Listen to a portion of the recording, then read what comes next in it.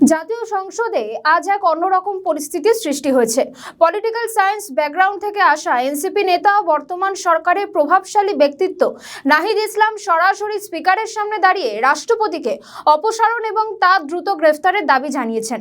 বাংলাদেশের সংসদীয় ইতিহাসে রাষ্ট্রপ্রধানের বিরুদ্ধে এমন সরাসরি অবস্থান নেওয়ার ঘটনা আগে কখনো দেখা যায়নি। অধিবেশন শুরু হওয়ার কিছুক্ষণ পরেই পয়েন্ট অফ অর্ডারে দাঁড়িয়ে ফ্লোর নেন নাহিদ ইসলাম। আমাদের নতুন পেজ সাবস্ক্রাইব করুন আরও বাংলাদেশের খবর পেতে। কটাক্ষের সুরে তিনি রাষ্ট্রপতি নিরপেক্ষতা নিয়ে কার্যত প্রশ্ন তুলে দেন।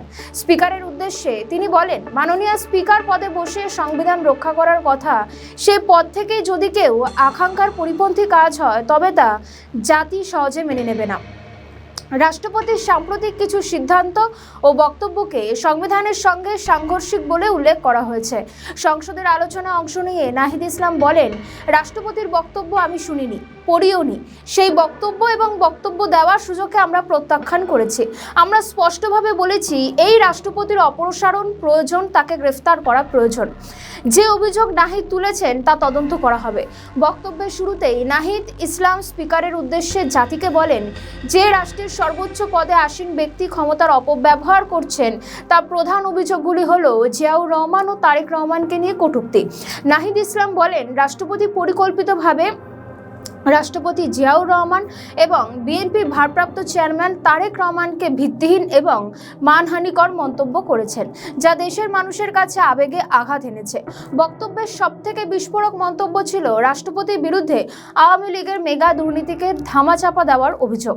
নাহিদ ইসলাম দাবি করেন, রাষ্ট্রপতি কিছু ফাইল আটকে রেখে সাবেক সরকারের দুর্নীতিবাজদের সুরক্ষা দিচ্ছেন। রাষ্ট্রপতির বিরুদ্ধে আর্থিক অনিয়মের অভিযোগ তুলে নাহিদ ইসলাম বলেন, দুর্নীতিবাজ হয়ে যিনি কাজ করেন তিনি রাষ্ট্রের অভিভাবক হতে পারেন না। অনেক সদস্য দাঁড়িয়ে নাহিদের এই বক্তব্যকে কার্যত সমর্থন জানিয়েছেন।